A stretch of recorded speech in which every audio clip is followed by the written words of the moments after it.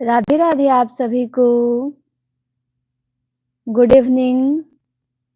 अंशु जी, ऋषा जी, काजल जी, अंजू जी, दीपा जी, सोनी, उमेश जी, प्रतिभा जी, छोटे लाल जी, सुनैना जी, उमेश जी, अंजलि जी, Sarita ji, Abhishek ji, good luck जी, राखी जी, कनक जी, मोनशा जी, रीनू जी, अमित जी, अंजलि जी, मंगीता जी, मेनका जी, रीमा, अमित जी, रोहित जी, सभी का स्वागत है। सुरेंद्र जी, राधे राधे। अभी उत्तर नहीं बताना है, नहीं, अभी सबका स्वागत करना है। चलिए, आते हैं पहले प्रश्न पे। कल हम 50 देखे थे। आप लोग शेयर कर दें क्लास को, सभी के यहाँ आप लोग क्या करें, शेयर कर दें ताकि सब जुड़ जाएं। 30-35 लोग ही आए हैं अभी, और 50 तक हमने कल देखा था। आज हम 50 से आगे देखेंगे।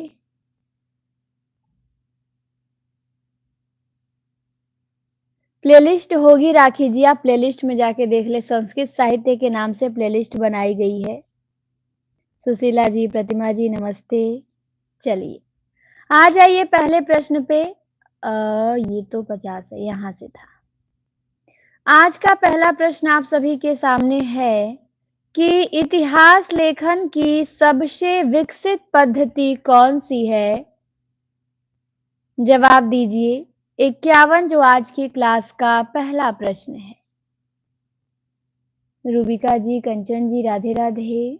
जवाब दें आप लोग अब। इतिहास लेखन की सबसे विकसित पद्धति। हाँ, जवाब आया है विधेयवादी पद्धति, बिल्कुल सही जवाब है। इतिहास लेखन की ये पद्धति सबसे विकसित है। रामचंद्र शुक्ल जी ने अपना इतिहास ग्रंथ विधेयवादी पद्धति में ही लिखा है। अब आते हैं अगले प्रश्न पे, 52 नंबर पे। 52 में आपको बताना है कि शुक्ल जी के इतिहास ग्रंथ में कालों के नामकरण का आधार क्या रहा है? 52 का जवाब दें। पूनम जी, राधे राधे। 50 क्वेश्चन के आंसर का क्या सही है वो तो कल वाली क्लास में हमने देखा था संदीप जी, कल वाली क्लास में देखा गया है वो क्वेश्चन। 52 का जवाब दीजिए। 52 का जवाब आया है बी, कि शुक्ल जी के इतिहास ग्रंथ में कालों के नामकरण का जो आधार है वो युग प्रवृत्ति है। बी हमारा एकदम सही जवाब है। आ जाइए 53 नंबर। 53 में आपको बताना है कि अपभ्रंश के प्रथम महाकवि कौन है? आज का तीसरा प्रश्न है, आपको जवाब देना है। हाँ, वो था ना, गंगा गए गंगादास, जमुना गए जमुनादास, तो उसका होगा सिद्धांतहीन व्यक्ति। यहाँ पे जवाब आ रहा है कि अपभ्रंश के प्रथम महाकवि जो थे वो स्वयंभू थे, बिल्कुल सही जवाब है बी ऑप्शन, स्वयंभू थे। स्वयंभू को हिंदी का सबसे बड़ा कवि कौन मानता है? पार्वती जी, स्वागत है। स्वयंभू को हिंदी का सबसे बड़ा कवि कौन मानता है? जवाब दीजिए। आविका जी, राजवीर जी, अनिता जी, गुड इवनिंग। हाँ, समय तो इनका आपने बताया, पर समय आप 8वीं 10वीं नहीं है इनका, 8वीं सती है स्वयंभू का। 10वीं में तो पुष्पदंत हो जाएंगे ना, तो बिल्कुल सही जवाब है। स्वयंभू को हिंदी का पहला कवि मानते हैं राहुल सांकृत्यायन, और हिंदी का पहला कवि मानते हैं राम कुमार वर्मा। राहुल सांकृत्यायन इनको हिंदी का पहला बड़ा कवि मानते हैं। चलिए 54 पे आइए। 54 में आपको बताना है एक पंक्ति, बता दीजिए ये पंक्ति किसकी है। ये आपका आ चुका है, बीपीएससी की परीक्षा में आया हुआ है।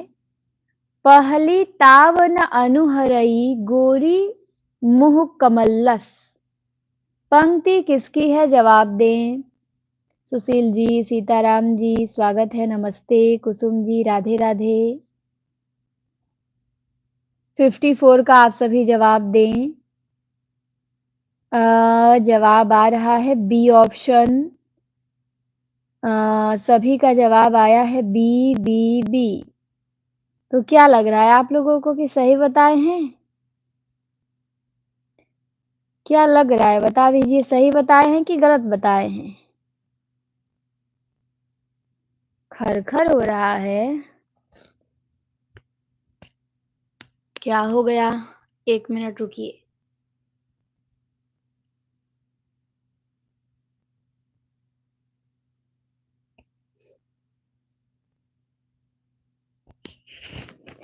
सही जवाब इसका सबसे पहले दिया है प्रतिभा जी ने। प्रतिभा जी वेरी गुड। अब आपका तुक्का हो या आपको पता हो पर आपने सही बताया है ए ऑप्शन। ये पंक्ति हेमचंद्र की है। किसकी है? हेमचंद्र की। कि पहली तावन अनुहरई गोरी मुह कमलस। किसकी है? हेमचंद्र की। आपकी परीक्षा में आया हुआ प्रश्न है, पुराना नहीं है ये। मतलब नया प्रश्न है, लेकिन हाल ही में पूछा गया है ये 2023 में। चलिए 55 पे आ जाइए और बता दीजिए कि श्रृंगार रस के घोर विरोधी कौन थे? कौन से संत थे जो श्रृंगार रस के घोर विरोधी थे? सुंदरदास, मलुकदास, रैदास, कबीरदास। 55 का जवाब आया है कि सुंदरदास थे। बिल्कुल, बहुत बढ़िया। सुंदरदास। ये श्रृंगार रस के घोर विरोधी थे। सुंदरदास के माता व पिता का नाम बताइए। इनके माता पिता का नाम क्या था? नहीं नहीं, जवाब देखते हैं सबका हम। चलिए इनके माता पिता का नाम बताइए। स्नेहा जी, राधे राधे। जवाब आया है सती परमानंद। बिल्कुल सही जवाब आया है। इनके माता इनकी थी सती और इनके पिता कौन थे? इनके पिता थे परमानंद। तो यहाँ से प्रश्न बनता है तो आप लोग ध्यान देंगे।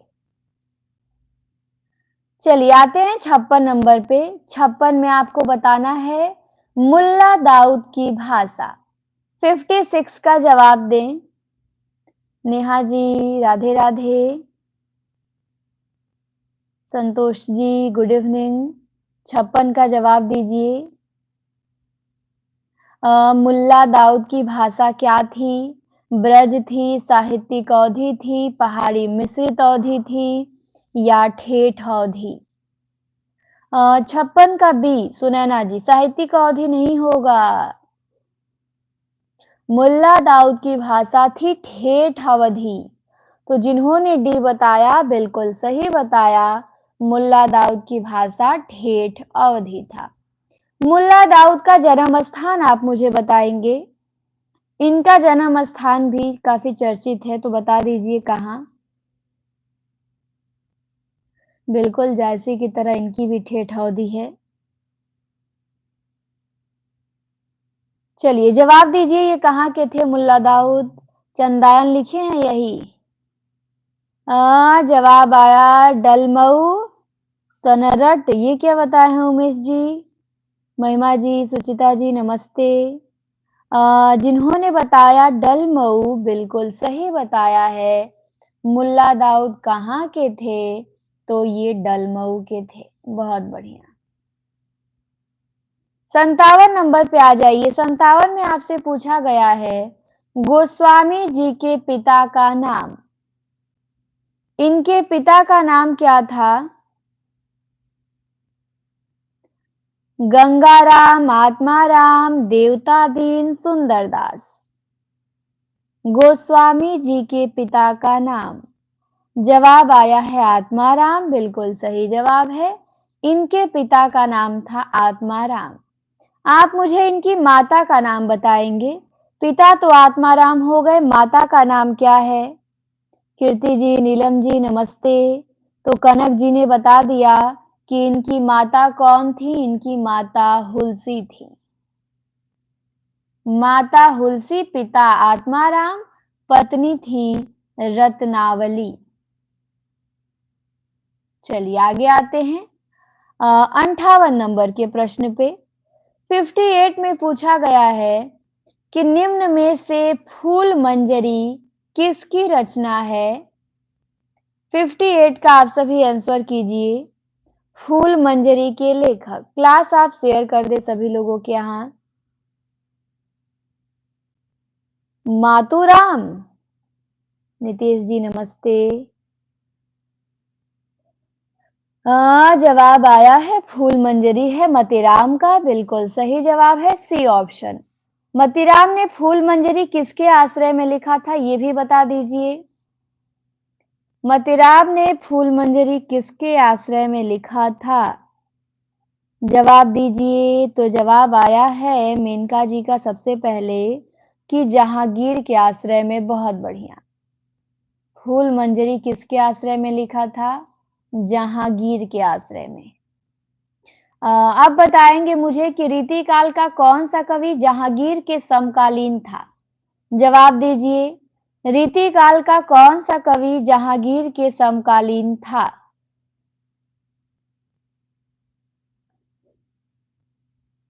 सुशील जी आप राधे राधे बोल के फिर चले जा रहे हैं क्या? अभी हम आपने बोला था राधे राधे। स्वागत है दूसरी बार आपका। शिल्पा जी नमस्ते। चलिए जवाब आया है कि उस्मान किसके समकालीन थे? जहांगीर के। बिल्कुल सही जवाब है जहांगीर के समकालीन थे। बहुत बढ़िया। आपको मुझे बताना है कि भिखारी दास और चिंतामणि ये दोनों किसके यहाँ रहते थे? किस राजा के दरबार में? पद्माकर और मतीराम तो कई लोगों के यहाँ रहते थे। आपको भिखारी दास और चिंतामणि का बताना है ये किसके यहाँ रहते थे?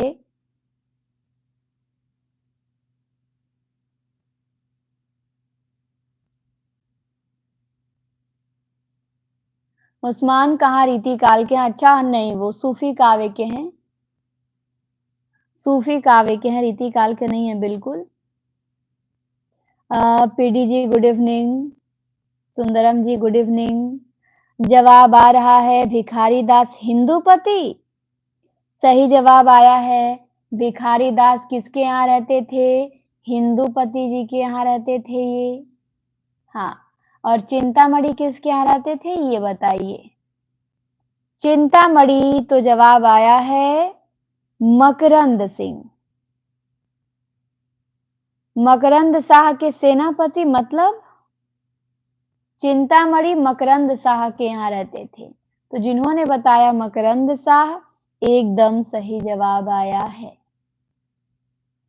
59 पे आइए। 59 में आपको बताना है मतीराम की भाषा।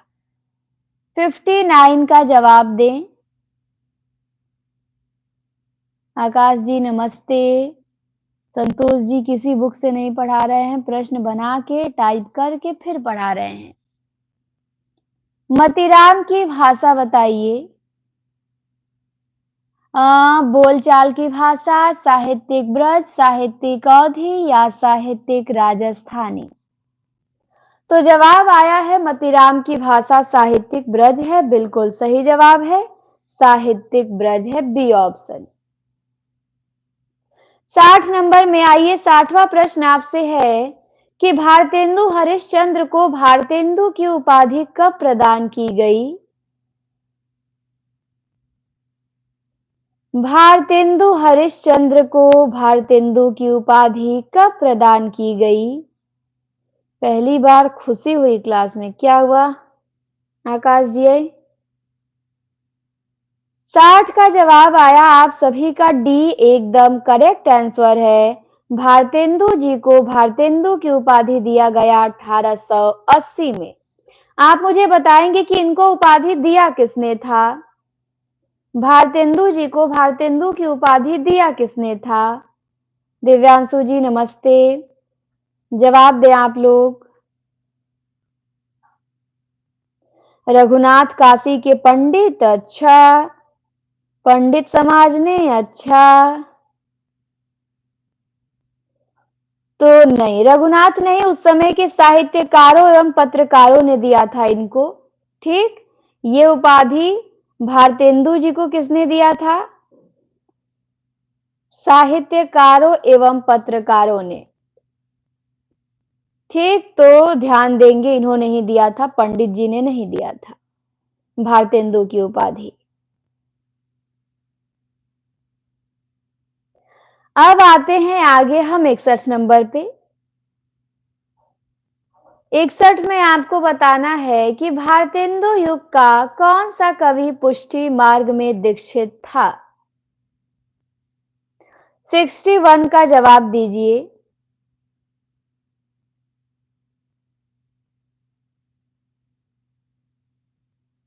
बिल्कुल, छवि जी। 61 का जवाब दें आप लोग। पुष्टि मार्ग में कौन दीक्षित थे? तो भारतेंदु जी पुष्टि मार्ग में दीक्षित थे। बहुत बढ़िया। आ जाइए 62 नंबर। 62 में आपको बताना है कि हरिऔध की जो रचना है काव्योपवन, इसका प्रकाशन वर्ष क्या है? काव्योपवन का प्रकाशन वर्ष। कांता जी नमस्ते। 1907, 1899, 1909, 1917। 62 का जवाब आया है 1909 कि भारतेंदु का जो काव्योपवन है वो कब प्रकाशित हुआ? 1909 में सही जवाब है। एक किसी ने लिखा है पवन दूत, पवन दूतिका नहीं, पवन दूत किसी का काव्य है, तो आप मुझे बताएंगे कि पवन दूत किसका है? चलिए जवाब दें। काव्योपवन तो 1909 में हरिऔध जी का है। विमल जी गुड इवनिंग, स्वागत है। जवाब दें आप सभी, पवन दूत किसका है? कविरत्न का नहीं, उनका भ्रमर दूत है राजन जी। यहाँ पे पवन दूत पूछा गया है, जो कि सभी ने सही बता दिया, रामचरितोपाध्याय जो सूक्तिकार थे, तो यही रामचरितोपाध्याय लिखते हैं पवन दूत। बहुत बढ़िया जवाब। आ जाइए 63 नंबर के प्रश्न में। 63 में आपसे पूछा गया है कि साकेत, साकेत की रचना का मुख्य उद्देश्य क्या था? अरुण जी नमस्ते, स्वागत है। ध्यान नहीं दिए होंगे। चलिए 63 का जवाब दीजिए। साकेत की रचना का मुख्य उद्देश्य, तो जवाब आया है उर्मिला को महत्व देना। बिल्कुल सही जवाब है बी ऑप्शन, उर्मिला को महत्व देना।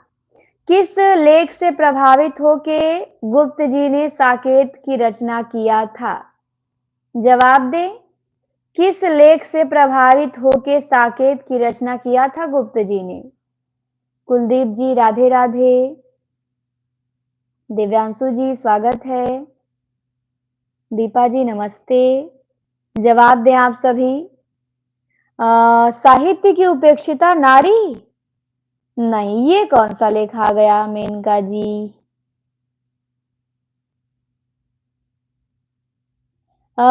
यहाँ पे देखते हैं कि जवाब आया है अमित यादव जी का आया है। ठीक, कि काव्य की उर्मिला विषय कवियों की उर्मिला विषय उदासीनता, ये लेख लिखा था महावीर प्रसाद द्विवेदी ने। कवियों की उर्मिला विषयक उदासीनता, तो इसी से प्रेरित होके गुप्त जी ने क्या लिखा? साकेत लिखा।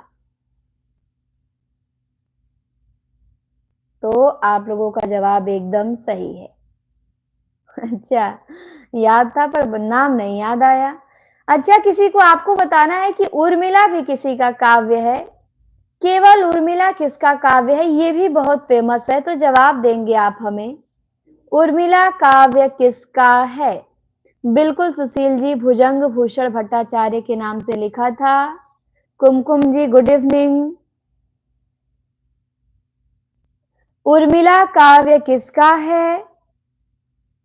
जवाब आया है उर्मिला काव्य है नवीन का। बिल्कुल सही जवाब है, उर्मिला काव्य नवीन का है।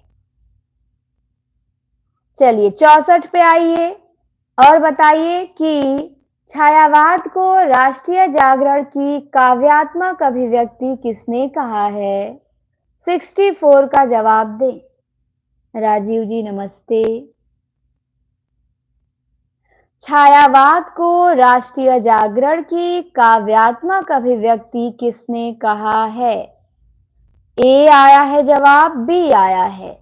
नगेंद्र और नामवर में यहाँ कंफ्यूज है आप लोग, किसका सही किया जाए बताइए, क्योंकि 50% लोग नगेंद्र वाले हैं और 50% नामवर वाले हैं।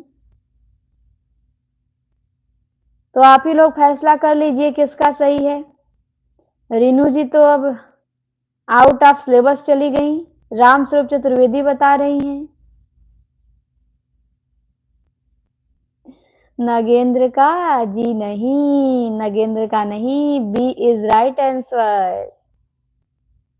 नामवर सिंह का है। नगेंद्र वाले आपको दुखी होना पड़ेगा, आपने बिल्कुल गलत बताया। जो कि आया हुआ प्रश्न है आपके पेपर में, छायावाद पढ़ाई हूं मैं, वहां भी आप लोगों को ये प्रश्न कराई हूं, उसके बाद भी आप लोग हैं कि नगेंद्र को नहीं छोड़ रहे हैं। ये नामवर सिंह का है ना। छायावाद को राष्ट्रीय जागरण की काव्यात्मक अभिव्यक्ति नामवर सिंह ने कहा है। 65 में आइए और बताइए कि सन 1918 में प्रकाशित प्रसाद के काव्य संकलन झरना में कितनी कविताएं संकलित थी? 65 का जवाब दें।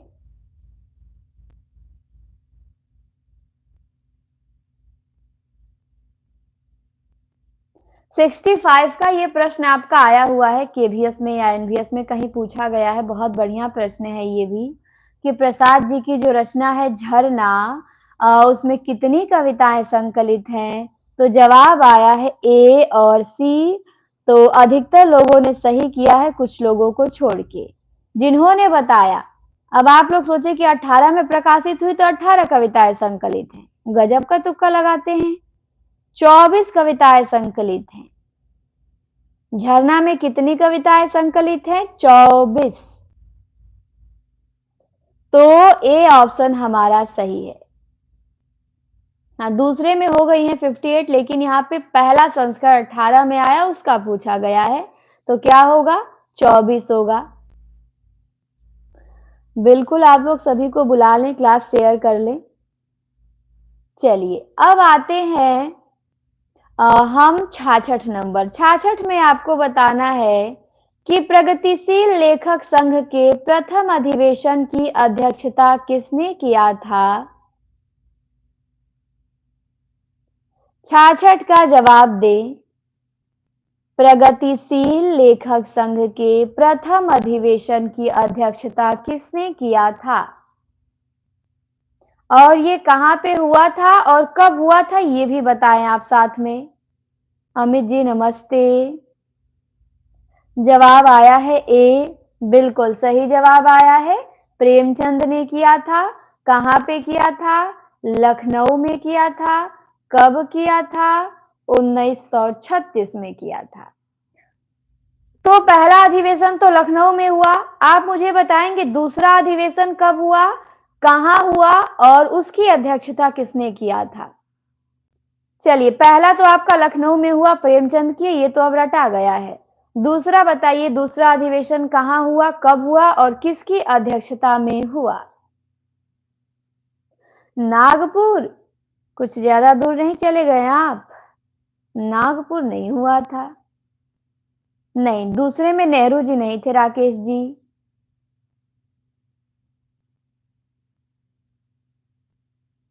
हाँ, देखिए जवाब आ चुका है अमित सिंह जी के यहाँ से, लेकिन उन्होंने डेट में थोड़ा सा मिस्टेक किया है। हाँ, और बाकी लोगों ने सुधारा है।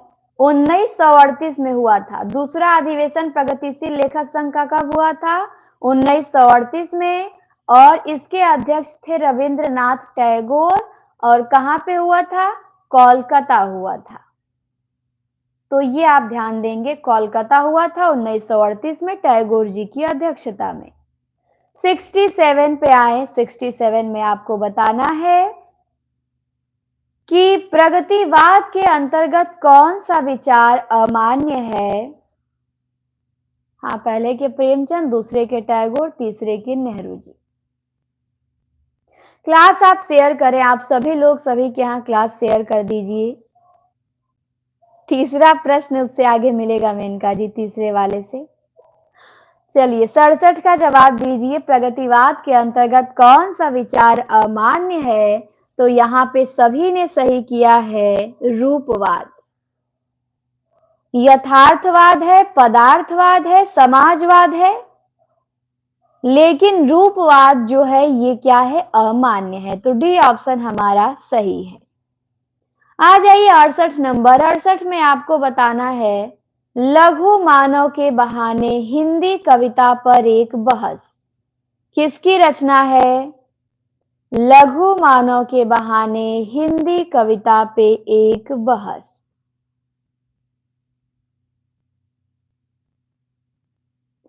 रूप के बिना नहीं, गुड़ के बिना सब बेकार है रिजवाना जी। 68 का जवाब आया है बी, कि लघु मानव के बहाने हिंदी कविता पे एक बहस विजय देव नारायण शाही का बिल्कुल सही जवाब है। 1924 में इनका जन्म हुआ था। अर्चना जी नमस्ते। आ जाइए 69 में आपको बताना है कि निम्न में से कौन सी रचना रामदरस मिश्र की है? 69 का जवाब दीजिए, मिश्र जी की रचना कौन सी है?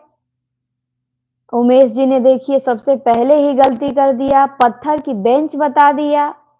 पत्थर की बेंच रामदरस मिश्र का कहां पे है? भानु जी नमस्ते। हाँ, बिल्कुल सही जवाब आया है, जिन्होंने सी बताया। हाँ, सी ऑप्शन। बैरंग बनाम चिट्ठियां, ये किसका है? रामदरस मिश्र का है। अब आपको मुझे बताना है, सूर्य का स्वागत किसका है? कंकावती किसका है? और पत्थर की बेंच किसका है? जवाब दीजिए। सूर्य का स्वागत, कंकावती, पत्थर की बेंच। तो आंसर कीजिए आप सभी, देखते हैं क्या जवाब आता है आप लोगों का। रागिनी जी राधे राधे, स्वागत है। वंदना जी नमस्ते। आप लोग वो क्या बोलते हैं, सीबीआई हैं, क्राइम ब्रांच से जुड़ जाइए सबका पता लगाते रहते हैं कि कौन क्या है। सूर्य का स्वागत किसका है? दुष्यंत कुमार का, एकदम राइट आंसर। दुष्यंत कुमार ने लिखा है सूर्य का स्वागत। कंकावती किसका है? तो कंकावती ये है राजकमल चौधरी का। ध्यान देंगे, राजकमल चौधरी ने लिखा है कंकावती। और पत्थर की बेंच ये किसका है? तो ये है देवताले का। चंद्रकांत देवताले ने लिखा है पत्थर की बेंच। तो क्लियर हुआ सभी रचनाएं।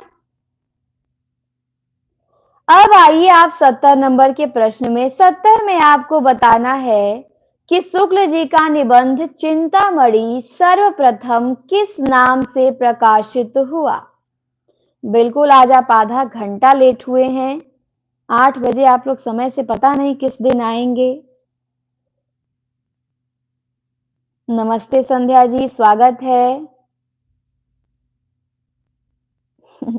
जवाब आया है आप सभी का डी की विचार विधि। साथ में डेट भी आप लोग बता दें। तो उमेश जी ने डेट भी बता दिया कि चिंतामणि का सबसे पहले प्रकाशन हुआ था विचार विधि नाम से। कब हुआ था?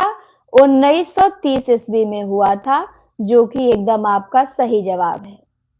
अब मेरा प्रश्न है आपसे कि चिंतामणि भाग 1 में कुल कितने निबंध संकलित हैं? जवाब दीजिए। चिंतामणि भाग 1 में कुल कितने निबंध संकलित हैं? मनीषा जी नमस्ते, स्वागत है। जवाब आया है 17, बिल्कुल सही जवाब है। एक दिन आप लोगों ने कुछ गलती किया था, इसी से संबंधित प्रश्न था, याद है? तो चिंतामणि भाग 1 में 17 निबंध है। इसमें भाव या मनोविकार से संबंधित 10 निबंध है। वही आप लोग गलती कर दिए थे, 17 बता दिए थे। अब आते हैं 71 नंबर पे। 71 में आपको बताना है कि कहे कबीर सुनो भई साधो, ये नाटक है, किसका नाटक है? जवाब दीजिए। कहे कबीर सुनो भाई साधो, हरि शंकर परसाई का, रामेश्वर प्रेम का, नरेंद्र मोहन का, दशरथ ओझा का। तो जवाब आया ए, और जिन्होंने ए बताया अपनी पीठ को थपथपा लीजिए और थोड़ा जोर से थपथपाइएगा कि घाव भी लगे। नाटक पूछा गया है। पहले तो परसाई जी आपके नाटक लिखे नहीं हैं, बहुत फेमस निबंधकार हैं। उपन्यास कहानी एक आध गो भूला भटका मिल गया तो मिल गया। तो कैसे आप लोग लगा दिए परसाई जी को? यहां पे होगा नरेंद्र मोहन, जिन्होंने सी बताया। Very very good. कहे कबीर सुनो भाई साधो किसका है? नरेंद्र मोहन का। सी एकदम करेक्ट आंसर है। अब मुझे बताइए हरिशंकर परसाई ने कौन सी निबंध लिखा है? इसी से मिलता जुलता निबंध है हरिशंकर परसाई का। चलिए जवाब दीजिए।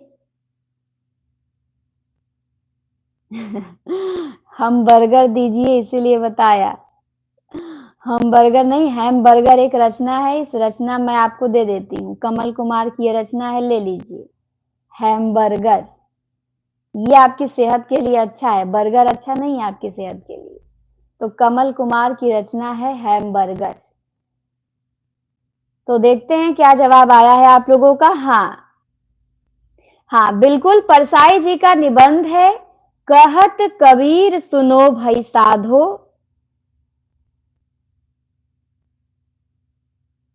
नमस्ते पवन जी। सुनो भाई साधो, ठीक। इनका निबंध क्या है? सुनो भाई साधो, केवल सुनो भाई साधो है इनका। कहत कबीर तो इनका अलग निबंध है, वो दूसरा हो जाएगा। कहत कबीर, सुनो भाई साधो, ये दोनों अलग अलग निबंध है, तो ध्यान देंगे। ठीक, कहत कबीर भी उनका है परसाई जी का, और सुनो भाई साधो भी है। तो क्लियर हुआ, आज के बाद गलती नहीं करेंगे ना। चलिए 72 पे आइए। 72 में आपको बताना है कि धर्म की रसात्मक अनुभूति का नाम भक्ति है। ये कथन शुक्ल जी के किस निबंध से है? तृप्ति जी नमस्ते। 72 का जवाब दीजिए। धर्म की रसात्मक अनुभूति का नाम भक्ति है। ये जो कथन है किस निबंध से है? जवाब आया है बी ऑप्शन बिल्कुल सही जवाब है, मानस की धर्म भूमि। जिन्होंने बताया भी सही है, श्रद्धा भक्ति से नहीं है। ये जो कथन है मानस की धर्म भूमि से है। 73 पे आइए। 73 में आपसे पूछा गया है कि इनमें से कौन सा नाटक नागवोडस का है? 73 का जवाब दें। कौन सा नाटक नागवोडस का है? नाटक बाल भगवान, हमारी बुढ़िया, वसीयत, सुबह के घंटे। जवाब आ रहा है सी, बिल्कुल सही जवाब है। वसीयत नाटक नागवोडस का है। गुड। अब आप लोग बता दीजिए कि नाटक बाल भगवान किसका है, हमारी बुढ़िया किसका है, और सुबह के घंटे किसका है? पूनम जी खाना बनाने लगी हैं आप? कोई बात नहीं, चलिए जवाब दीजिए। अच्छा संतोषा जी। जवाब दें आप सभी लोग। जयप्रकाश जी नमस्ते। जवाब आया है आप लोगों का कि नाटक बाल भगवान तो स्वदेश दीपक का नाटक है। एकदम सही जवाब है, स्वदेश दीपक का। हमारी बुढ़िया किसका है? तो हमारी बुढ़िया है कृष्ण बलदेव वैद्य का। किसका? कृष्ण बलदेव वैद्य। फ्रेडरिक पिनकार्ट कहां से आ गए? संदीप जी। सुबह के घंटे देवताले का नहीं है। सुबह के घंटे सुनैना जी, सुबह के घंटे है नरेश मेहता का, जिन्होंने लिखा है रोटी और बेटी सुबह के घंटे। कौन लिखता है? नरेश मेहता। तो जिन्होंने नरेश मेहता बताया, बहुत बढ़िया जवाब। और वसीयत नाटक नागवोडस का है, वसीयत कहानी है भगवती चरण वर्मा की। तो इन सभी रचनाओं को आपको ध्यान देना है। आगे आइए 74 पे। 74 में आपको बताना है कि हिंदी में यथार्थवादी एकांकी के जनक कौन हैं? बिल्कुल 12 घंटे यशपाल का। रजनी जी नमस्ते, ब्रिजेश जी जय भीम, स्वागत है। 12 घंटे यशपाल का है। ये समय ही ऐसा है मैम किचन वाला, कोई भी समय रखेंगे काम रहेगा ही, काम से छुट्टी नहीं मिलेगी। दोपहर में भी तो 12 बजे होता है, कहाँ आते हैं आप सब लोग? 10 बजे भी होता है, कहाँ आते हैं सब लोग? 10 बजे नींद आती है, 8 बजे खाना होता है, दोपहर में 12 बजे भी खाना होता है, तो टाइम हमेशा बिजी ही रहता है। हिंदी में यथार्थवादी एकांकी के जनक कौन है? अस्क हैं, बिल्कुल सही जवाब है उपेंद्र नाथ अस्क, जिनका जन्म हुआ था 1910 में। हिंदी की पहली एकांकी कौन सी है बता दीजिए। हिंदी की पहली एकांकी कौन सी है?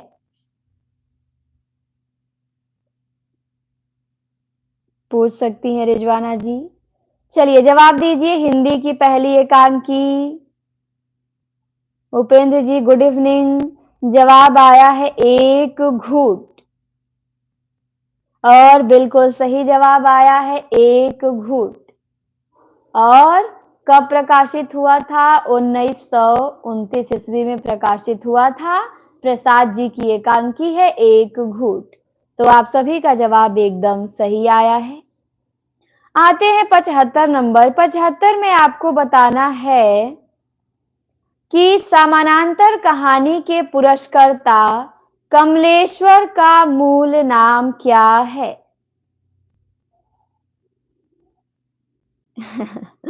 कंपटीशन करवा रहे हैं पर करता कौन है सुशील जी? आप बता दीजिए, आप करते हैं तो।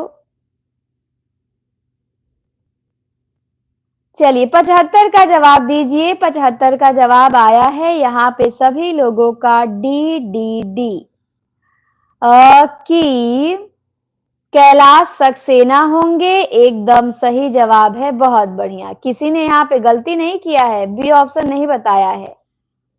बहुत बढ़िया। समानांतर कहानी के पुरस्कर्ता कौन है? कमलेश्वर हैं। कमलेश्वर का मूल नाम क्या है? कैलाश सक्सेना है। डी एकदम सही जवाब है, डी ऑप्शन।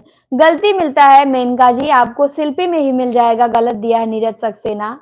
ठीक, कैलाश सक्सेना है, डी ऑप्शन एकदम सही है। 76 पे आइए। 76 में आपको बताना है कविता की नई तारीख।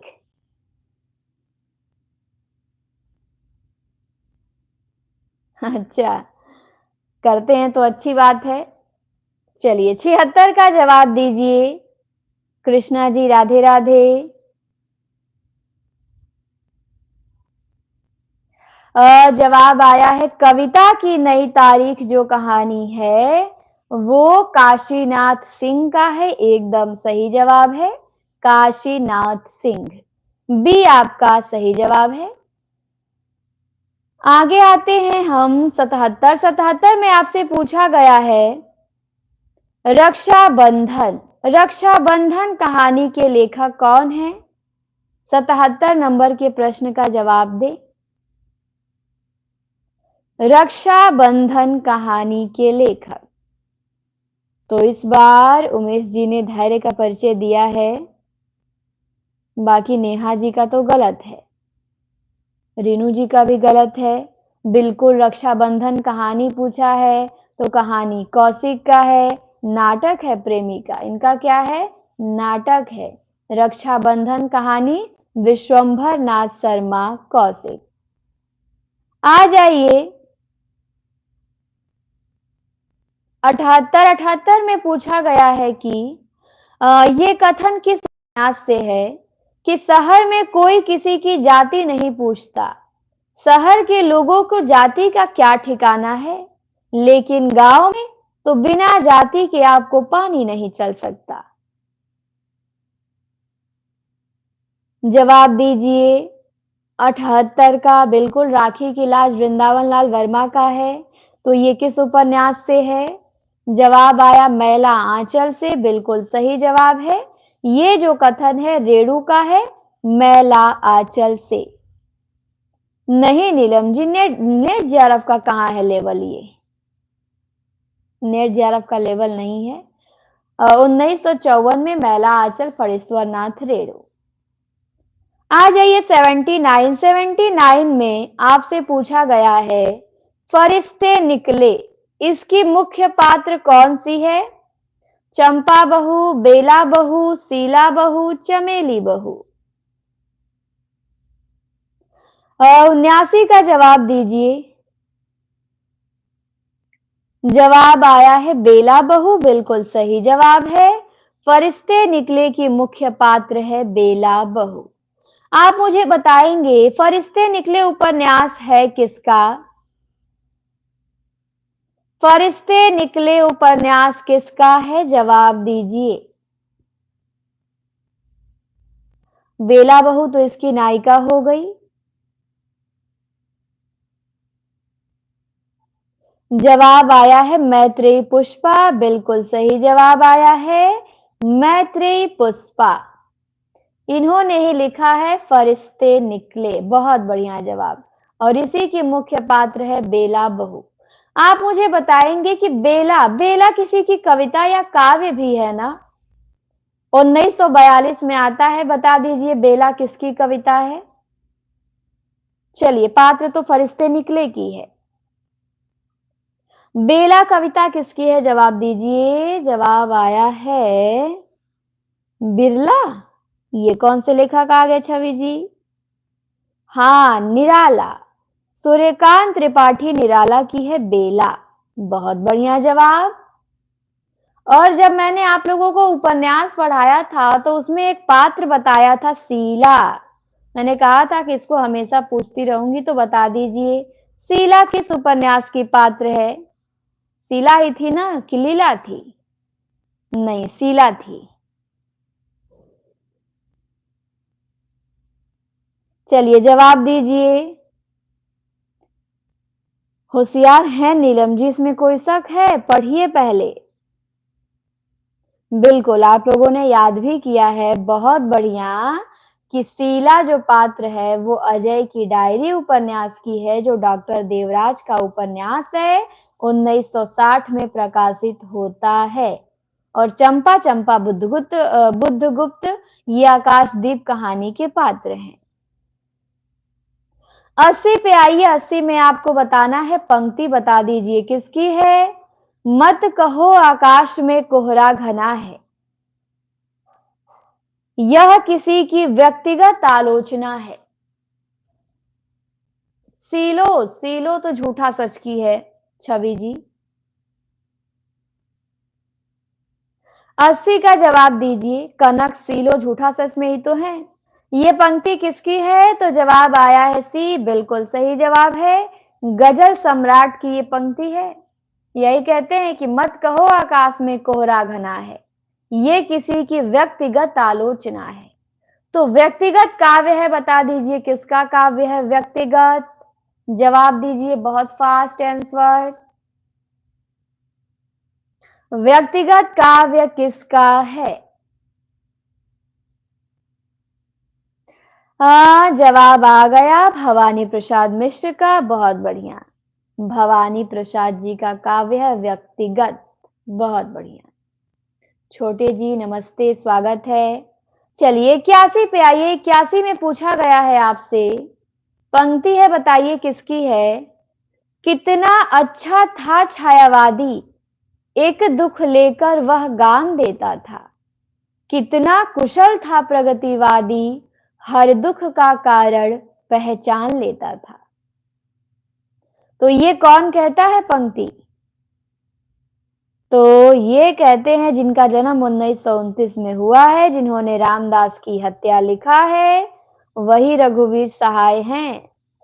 यही कहते हैं कि छायावादी अच्छा था और प्रगतिवादी कुशल था। तो ए ऑप्शन हमारा सही है। 82 पे आ जाइए। 82 में पूछा गया है सदादर्श पत्रिका के संपादक। सदादर्श पत्रिका के संपादक कौन है? राधाचरण गोस्वामी, श्रीनिवास दास, सदानंद मिश्र और बाबू तारा मोहन।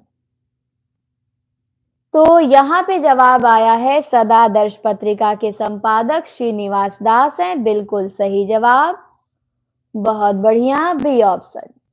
और दिल्ली से ये पत्रिका निकलती थी, ये भी सही है, आप लोगों ने बता दिया। हाँ, 1874 में मेनका जी, 1974 में नहीं। चलिए आ जाइए 83 में आपको बताना है गांधी के देश से लेनिन के देश में। ये यात्रा साहित्य है किसका है? गांधी के देश से लेनिन के देश में यात्रा वृतांत। 83 का जवाब आया है सी, शंकर दयाल सिंह। बिल्कुल सही जवाब है, बी इज राइट आंसर नहीं है, शंकर दयाल सिंह है। 84 पे आइए और बता दीजिए मैं क्रांतिकारी कैसे बना आत्मकथा के लेखक कौन है? मैं क्रांतिकारी कैसे बना, पेपर भेजा गया था टेलीग्राम पे। हाँ, आप लोगों ने हल कर लिया होगा, कल उसका आंसर की हल कराया जाएगा आप लोगों को। तो टेलीग्राम का लिंक ऊपर है, जो नहीं जुड़े होंगे जुड़ जाइएगा। और 4-5 क्लासें दिन में मेरी आपको छोटी छोटी मिली होंगी, तो आप लोग देखते होंगे कि नहीं? तो बिल्कुल सही जवाब है मैं क्रांतिकारी कैसे बना, रामविलास शुक्ल का है। 85 पे आइए और बताइए स्वस्त्यस्तु इसका संधि विच्छेद क्या होगा? 85 का जवाब दें, स्वस्त्यस्तु का संधि विच्छेद। नीलम जी आधा हल किए हैं, ये कौन सा तरीका है? पेपर देने जाएंगे टीजीटी का, 2 घंटा समय मिलेगा, कहेंगी बस हो गया, मैंने 75 हल कर लिया, अब कल आऊंगी हल करने 75। पेपर एक साथ हल किया जाता है, एक बार बैठा जाता है, पहली बार देखा जाता है, उसी समय हल किया जाता है। ठीक, अब टेस्ट पेपर को आप एग्जाम की तरह देंगे तब ना रिजल्ट बनेगा कि 10 गो हल करके फिर खाना खाए, नाश्ता करे, फिर 10 गो चलो हल करेंगे।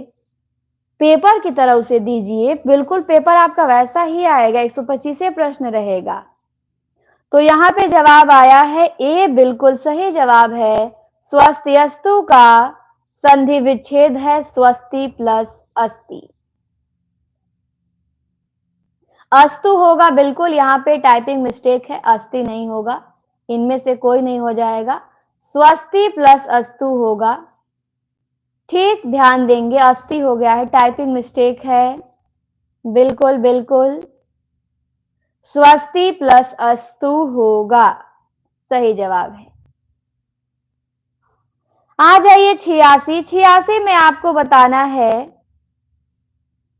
कि अन्वय का संधि विच्छेद क्या है? नीलम जी टाइम निकाला करें, आप अपने लिए टाइम नहीं निकालेंगी तो फिर क्या फायदा, पेपर के लिए टाइम निकालना पड़ेगा हमें ना। मत देखिए एक दिन क्लास स्किप कर दीजिए, लेकिन पेपर आप हल कीजिए, उसको प्राथमिकता दीजिए। अन्वय का संधि विच्छेद क्या होगा? जवाब आया है बी, वेरी गुड, अन्वय का संधि विच्छेद होगा अनु प्लस अय। बी जिन्होंने बताया बिल्कुल सही बताया। 87 पे आइए और बताइए अर्थ व्यक्त करने वाली सबसे छोटी इकाई है। 87 का जवाब दीजिए आप सभी, अर्थ व्यक्त करने वाली सबसे छोटी इकाई। जवाब आया है बी, ए नहीं होगा उन्नति जी, ध्वनि अर्थ कहां व्यक्त करती है? हाँ, आपका बी ऑप्शन होगा शब्द। अर्थ व्यक्त करने वाली सबसे छोटी इकाई क्या है? शब्द है। 88 पे आइए, 88 में आपको बताना है राजभाषा आयोग के प्रथम अध्यक्ष कौन थे?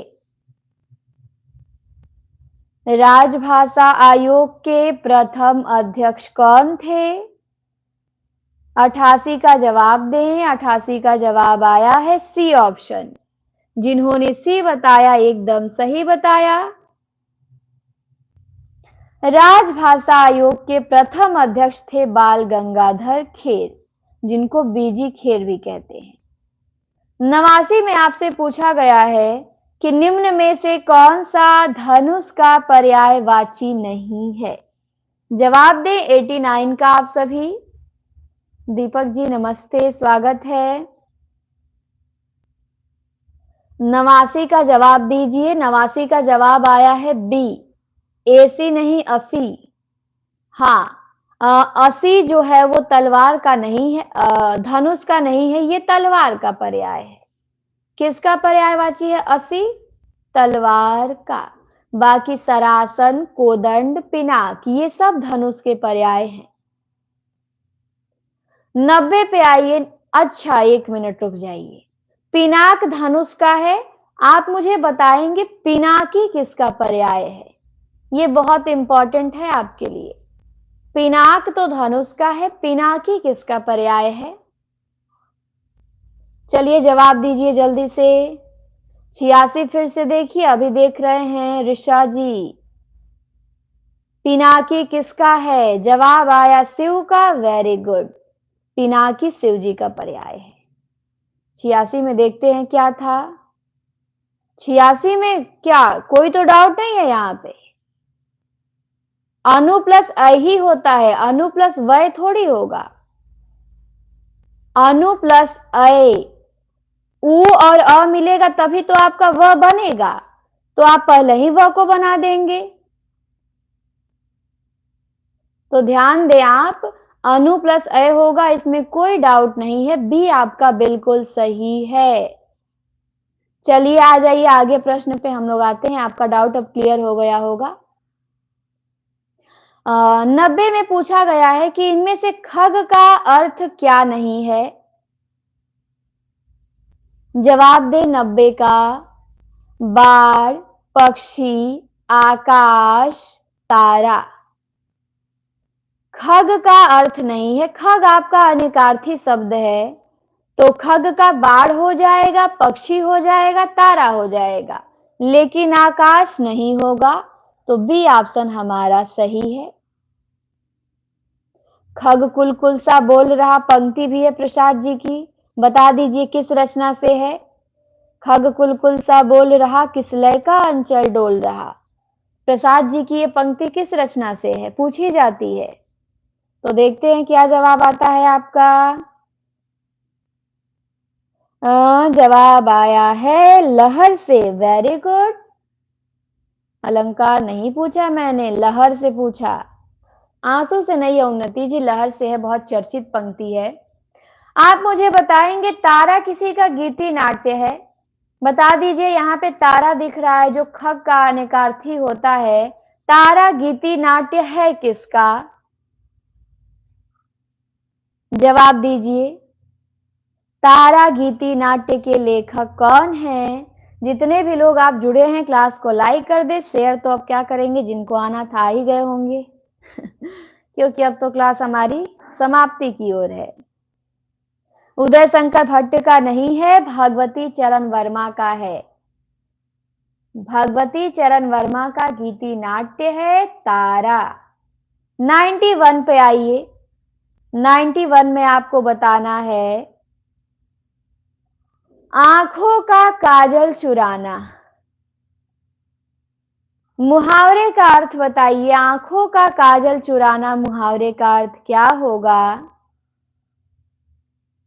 कोई बात नहीं, बढ़िया है रीमा, धीरे धीरे ही बढ़ेगा स्कोर। भैंसा गाड़ी वाले बिल्कुल। 91 का जवाब दीजिए। आंखों का काजल चुराना, मुहावरे का अर्थ क्या होगा? तो ए आपका सही जवाब है, सामने या पास की वस्तु चुराना, उसी को कहते हैं आंखों का काजल चुराना। 92 पे आइए। 92 में पूछा गया है विथि। विथि क्या है? पीजीटी में आया हुआ प्रश्न है ये। वृत्ति है, संधि है, अभिनय है या रूपक है? 92 का जवाब दीजिए आप सभी। यूपी पीजीटी का प्रश्न है, विथि क्या है? जवाब आया रूपक, बिल्कुल सही जवाब है, विधि आपका रूपक है। 93 में बताना है, बहुत बढ़िया प्रश्न, कि भारतीय समीक्षा के जनक कौन हैं? जवाब दीजिए 93 का।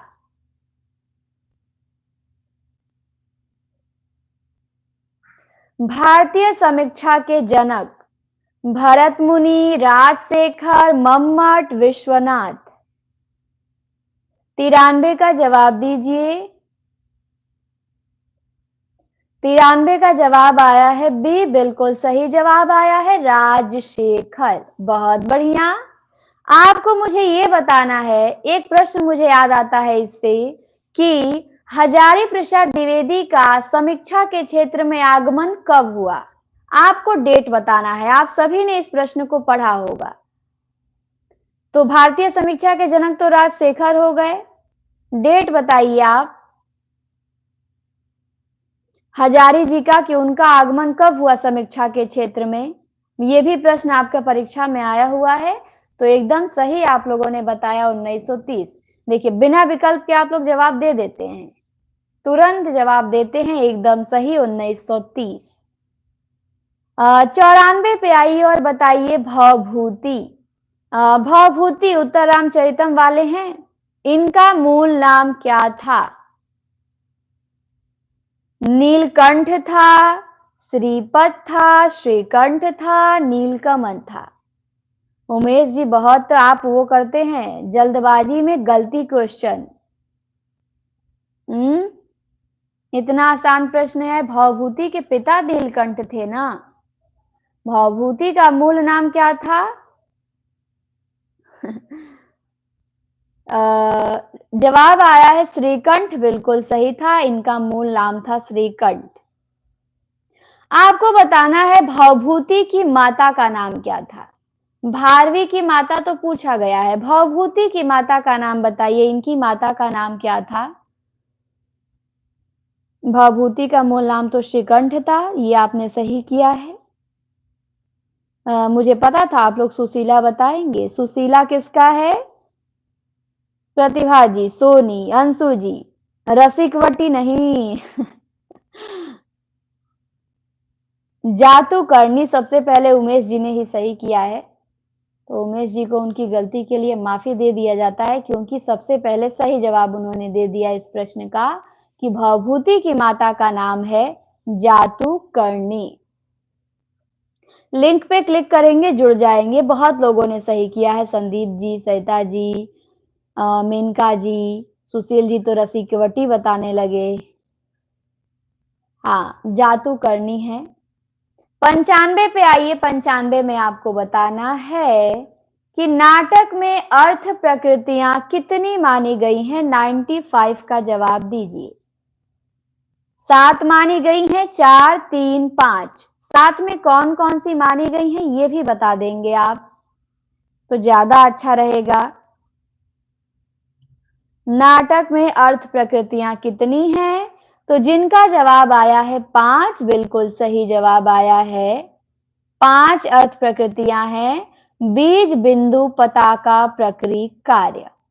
तो जिन्होंने बताया बीज, बिंदु, पताका, प्रकृति, कार्य, बिल्कुल सही बताया। 96 पे आइए। 96 में आपको बताना है कि काशिका क्या है? हाँ, टेलीग्राम का लिंक देखिए, मैंने फिर से कमेंट में शेयर किया है, तो जो लोग नहीं जुड़े हैं जुड़ जाइए। इस पे क्लिक करेंगे आप जुड़ जाएंगे। 96 का जवाब दीजिए। काशिका है, तो 96 का जवाब आया है ए। दिव्यांशु जी ने गलती किया है, रंजना जी का गलती है, बाकी सब सही किए हैं। काशिका पाणिनि के अष्टाध्यायी की टीका है। क्या है? पाणिनि के अष्टाध्यायी की टीका, ए हमारा सही जवाब है। 97 में बताइए आप मुझे कि रामः रावणम ममार, इसमें कौन सा लकार है? यूपी टीजीटी में आया हुआ प्रश्न है ये आपका। रामः रावणम ममार, बिल्कुल सुशील जी, उसमें कंफ्यूजन होता है। पतंजलि का महाभाष्य लगा देंगे नहीं ध्यान देंगे तो उसको आप ध्यान दें, नोट करें अच्छे से। बिल्कुल नीलम जी, अच्छा करती हैं। रामः रावणम ममार, तो बिल्कुल इसमें लिट लकार है। कौन सा लकार? लिट लकार। 98 पे आ जाइए, 98 पे बताइए कि बिंब का काम क्या है? ये प्रश्न आपका केवीएस में पूछा गया है। बहुत शानदार प्रश्न है कि बिंब का काम क्या है? शिवम जी नमस्ते, मुरली जी स्वागत है आपका। जवाब आया है सभी का बी। बिल्कुल बी ऑप्शन आपने सही बताया। बिंब का काम है काव्य को सजीव बनाना। 99 पे आइए और बताइए कि इनमें से कौन सा ग्रंथ भरत मुनि का है? जवाब दें। इनमें से कौन सी रचना भरत मुनि की है? तो बड़ा आसान सा प्रश्न है। नाट्य शास्त्र। नाट्य शास्त्र किसकी है? भरत मुनि की है। बहुत बढ़िया, सी आपका सही है। तो आप पहले एक एक रचना मुझे बताएंगे। पहले बताएंगे 10 रूपक किसका है? जवाब दीजिए। 10 रूपक के लेखक कौन है? हाँ, बिल्कुल सही जवाब आया है। 10 रूपक के लेखक हैं धनंजय। बहुत बढ़िया। और साहित्य दर्पण? साहित्य दर्पण के हैं विश्वनाथ। और नाट्य दर्पण? नाट्य दर्पण के हैं रामचंद्र और गुणचंद्र। बिल्कुल सही जवाब आया है। बहुत बढ़िया, रामचंद्र और गुणचंद्र। आप मुझे बताएंगे कि धनंजय किसका पर्यायवाची है? धनंजय किसका पर्याय है? जवाब दीजिए। सतीश जी ने कहा कि बच्चन सिंह का। नहीं, दूसरा इतिहास तो उनका पूरा पढ़े हैं सतीश जी, लेकिन आधुनिक वाला हम उनका शुरू किए हैं, लेकिन हम उसमें केवल एक एक लेखक को एक एक दिन देखते हैं आधुनिक काल से। 10-15 मिनट 20 मिनट जो भी समय लगता है। तो अब हम आधुनिक वाला उनका पढ़ तो रहे हैं, लेकिन अब पेपर नजदीक है तो मैंने सोचा कि केवल एक एक लेखक पढ़ा दिया जाए, कम समय लगेगा और हो जाएगा। उसको पूरा पढ़ना है, पर जैसे समय मिले पढ़ेंगे। धनंजय अर्जुन का है, एकदम सही जवाब है अर्जुन। आ जाइए आज के अंतिम प्रश्न 100 नंबर पे और बता दीजिए कि काव्य दोषों की सर्वप्रथम व्याख्या प्रस्तुत करने वाले ग्रंथकार कौन है? अभी पूरा नहीं हुआ है कीर्ति जी, अभी तो प्रगतिवाद पे हम लोग एंट्री किए हैं। तो प्रगतिवाद प्रयोगवाद अभी है, तो देखिए कल उसकी क्लास मिलेगी आपको प्रगतिवाद पे। गोविंद पांडे भी हम लोग 40-45 क्लासें हो चुकी हैं। तो जवाब जिनका आया डी बिल्कुल सही जवाब है। काव्य दोषों की सर्वप्रथम व्याख्या प्रस्तुत करने वाला जो ग्रंथ है वो काव्यालंकार सूत्रवृत्ति है। हमारा यहाँ पे सही जवाब है डी। काव्यालंकार सूत्र किसका है? वामन का है। किसका? वामन का। साहित्य सर्वस्व किसका है? रुय्यक का है। नाट्य शास्त्र तो भरत मुनि का जानते ही हैं, और काव्यालंकार भामह का है, और रुद्रट का, दोनों लोगों का है काव्यालंकार। आज बस एक गलत हुआ, एक को कम समझती हैं मेनका जी। 4 नंबर का एक प्रश्न होता है।